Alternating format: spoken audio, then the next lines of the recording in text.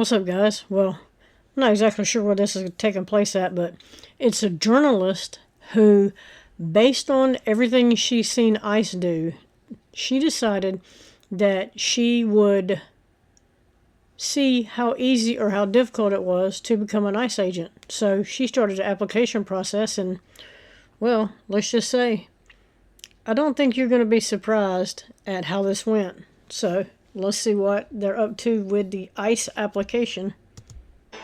Just as House Democrats are raising concerns that Also, 82% of people that watch these videos are not subscribed to the channel. Click the button, it's free. ICE might be hiring pardoned January 6th rioters, our next guest went through the agency's recruitment process as an undercover journalist, and her experience suggests something that might be even scarier. ICE's recruitment push is so sloppy that the administration effectively has no idea who's joining the agency's ranks. Joining me now is that journalist and author of the Substack Firewalled Media, Laura Jadid. Laura, your plan was never to become an ICE agent, but just to apply for the job. What stood out to you when you went to the ICE Career Expo in Texas? Well, the expo was all I was intending to write about, and a few things just from that. It was very empty. There weren't a lot of people there. They seemed to expect a lot more people than showed up. The venue was far too big for the number of people there were. And the interview itself took about 6 minutes. I've been accused online a bit of lying by omission, and for that to have happened, they would have had to ask me more questions. They asked me questions like my name, my date of birth, how old I am. They took my resume, which was 100% accurate, and they said that I would hear back. I didn't expect to hear back because I have a very unique name, and the minute you type that name into any computer, it becomes immediately obvious that I'm not an ideal recruit. I'm a journalist. I am very clear online about how I feel about ICE, about how I feel about the Trump administration, so I didn't expect to hear back from them ever again. But you did hear back from them, right? And I wonder if there's anything beside that you witnessed that's, in addition to doing this 6-minute interview. I would think, again, they would look at criminal background. They would look at employment history. They would look at, do you have any history of drug use? I can think of a lot of things that almost any place you would go to in the federal government or in most private sector jobs would want to know. What did you see they were doing? Yeah, this is one of those the dog that didn't bark things. It's what they weren't doing. And those are the questions they weren't asking. They seemed uninterested in that sort of thing. It really was kind of just that we're going to get you in process. We're going to get your application. We're going to get this demographic data, your basic information. We're going to run it through, and then we'll process it as fast as we can. And they said they were prioritizing law enforcement first, so I might not hear back right away. But people were getting same-day offers. So it seems like this is a systemic thing. It seems like they're very incurious about the people who are applying. And the people who are applying seemed like a rather incurious bunch as well. I talked to an ICE agent. That was not part of the interview. That was optional for me later if I wanted to just get a feel for the job.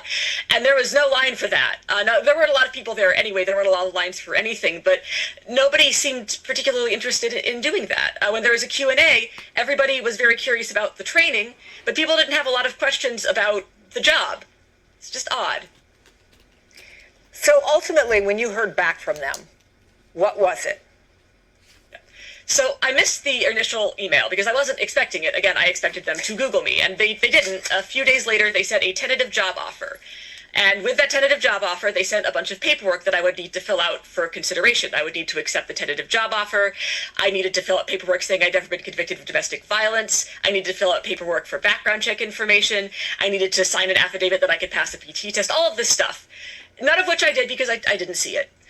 And yet, apparently the application advanced anyway, because a couple weeks later, I got an email from LabCorp saying, hey, come and take a drug test for ICE. And I was pretty sure that wasn't going to work out well. Cannabis is legal in New York State, and I had partaken of it 6 days before their test date. But, why not? I went ahead and took the test anyway. And then 9 days after I took that test, because they're supposed to call you when you fail. So I was curious, did I somehow pass this test?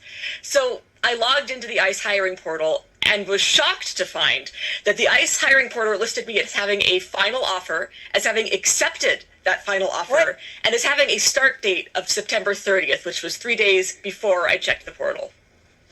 Okay, so that's different than what DHS says when they posted just now a response to your story on X, and they wrote this, quote, applicants may receive a tentative selection letter following their initial application and interview that is not a job offer. It just means they are invited to submit information for review. But what you're saying is, even though you ignored it, they were ready to hire you with a start date, the whole thing? Yep. No, this is, and I went ahead and quote tweeted and replied with a video of a screen capture of what I saw when I logged into that ICE portal. What I saw was a final job offer, a start date, and a little thing that said, welcome to ICE. They can try to hide this all they want, but this was not a tentative selection letter. This was a final offer and a start date for a role as a deportation officer. And it's very funny that they hired a journalist who openly despises their program. That's funny, but what's disturbing is we don't know how many other people this happened to. It seems unlikely that it was just me. We don't know who's wearing these masks with guns in our city. We don't know if they have domestic violence convictions. We don't know if the people who are manning deportation centers, detention centers, have been convicted of sex crimes or crimes against children. These are people that will neither be believed nor missed. I mean, the more you think about it, the worse it gets. So we're almost out of time, but today does mark 1 week since the death of Renee Good. And just yesterday, we had reporting about ICE ramming into a U.S. citizen's vehicle in an alleged racial profiling incident. All these agents, as DHS posted on X. Now, they're not going to read the whole thing, but we will. Reminder to all ICE officers, you have federal immunity in the conduct of your duties. Anybody who lays a hand on you or tries to stop you or tries to obstruct you is committing a felony. You have immunity to perform your duties, and no one, no city official, no state official, no illegal alien, no leftist agitator or domestic insurrectionist can prevent you from fulfilling your legal obligations and duties. The Department of Justice has made clear that if officials cross that line into obstruction, into criminal conspiracy against the United States or against ICE officers, then they will face justice. So what they're saying is you can't even redress your grievances with government. Have federal immunity in the conduct of their duties. That's their claim. They have federal immunity. After this experience, how concerning do you find that? I mean, it would be concerning even if they were vetting ICE officers. The idea of absolute immunity is un-American and definitely against the law and terrifying. The idea that you can do whatever you want if you get this position. But it is even worse when we think about the fact that most of these people may not have been vetted at all. It is very possible, something that should at least be investigated, I feel. This is an emergency. We have people on the streets wearing masks with guns, terrorizing, brutalizing, and now murdering people. This is an emergency, and frankly, it's past time the state governors called up the National Guard or had the law enforcement officers defend their constituents against what I'm going to go ahead and call people terrorizing our cities. Laura Jadid with some unbelievable investigative reporting. People can read more about it in Slate. Thank you so much. We appreciate you coming on the show. Anyway, that's where we're at with this one. Let me know what you think about it in the comments. Like, share, subscribe.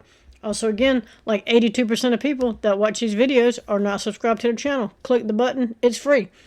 Let me know what you think about this one, and I'm out.